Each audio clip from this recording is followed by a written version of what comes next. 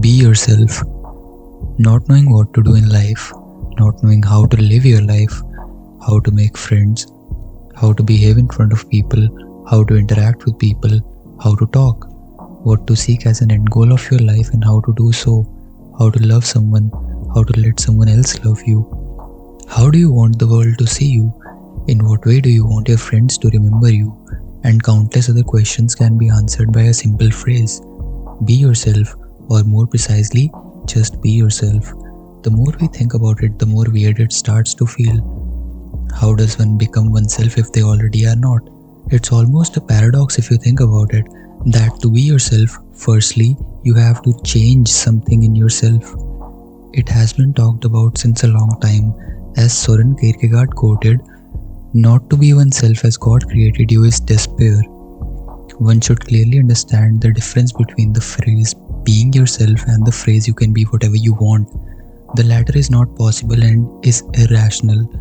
The self that you are is inescapable, and any attempt to do so will result in madness or despair. The later one sounds almost comical, as one cannot be whatever they want. It's absurd. Being yourself, on the other hand, is more like pushing yourself to be better at things you're doing, kind of making yourself better at life. We cannot be someone else or something else, but we surely can fail to reach the full potential of our own selves, of what we are. People who fail to be themselves fail to live. They live in a world of appearances.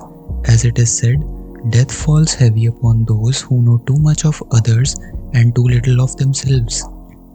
Stop asking to be anyone other than your true self, your own best self, for that does fall within your own control, wrote Epictetus. And as Marcus Aurelius wrote, if you do not decide who you are, it will be decided for you. To become oneself, that is, yourself, you should have the idea or some notion as to what the term self is. In today's age, we don't have the slightest idea of what self is, what we are, or what we are doing. A lot of people lack the foundation of a true self. Plato quoted, "The most dangerous thing about stupidity is its self-satisfaction. Those who do not reach their potential are the least aware of it. Those who are the most in need of wisdom are the least aware of it." You have to understand what you're looking for.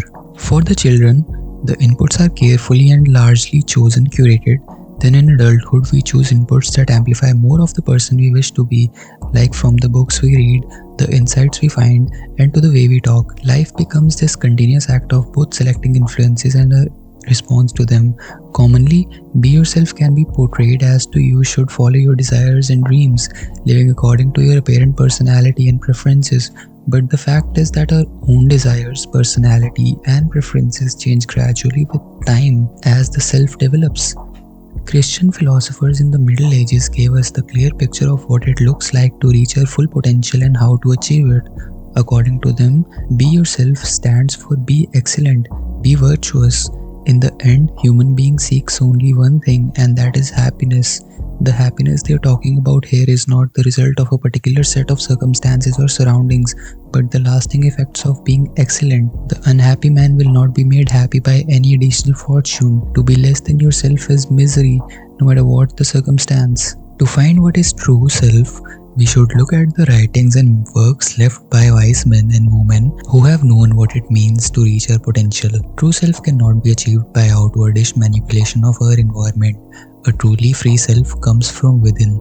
Recognizing our emotions, the way you feel about things, because they constantly flow through your brain throughout the whole day, which leads them to form a thinking pattern that further shapes your reality. Monitor your thoughts, your emotions, accept the way you are, get in touch with your inner child.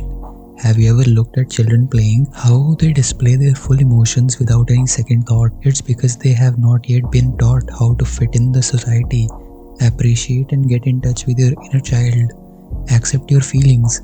It helps you to further set your boundaries and live according to them, allowing you to align your actions and beliefs with them, ultimately leading you to a truer self.